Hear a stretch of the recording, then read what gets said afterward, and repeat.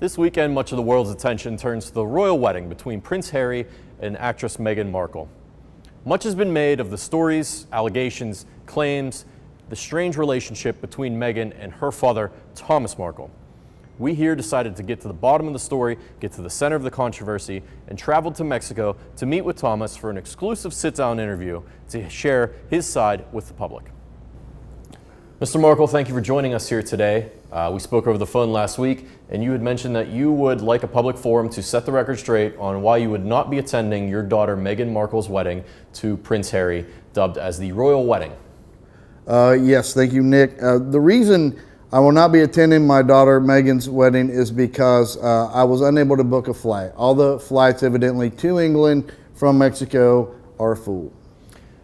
Sir, now we had one of our junior staffers here do some background and check things out. It turns out there were several international flights leaving from the United States to England, 4 of them actually leaving this afternoon, 2 of them this hour.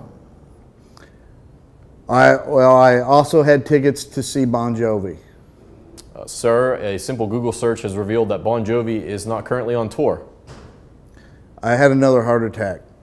Now, we also checked hospital records, and there seemed to be no file record, anything indicating that you were even admitted to a hospital. Also, there's not a hospital within 100 miles of your residence within Mexico.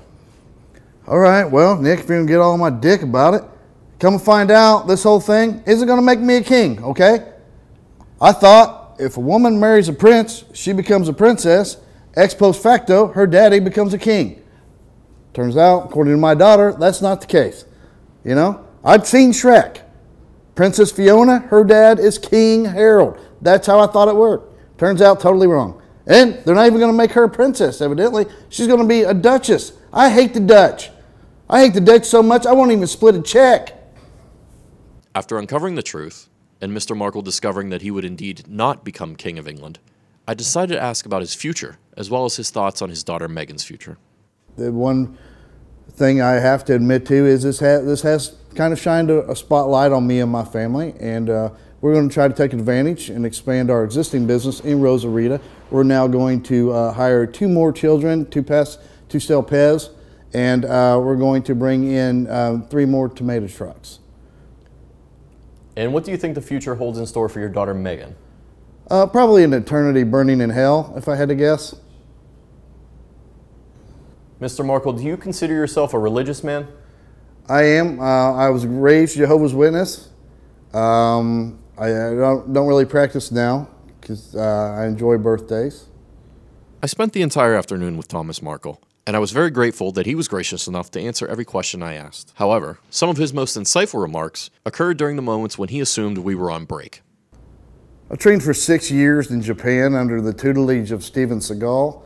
Sweating my balls off in here. Y'all got a Heineken or something? Y'all don't have much of a budget here. You think you could afford a comfortable chair? There was the time I almost died when I was hunting coyote. Turns out I was allergic to peanuts.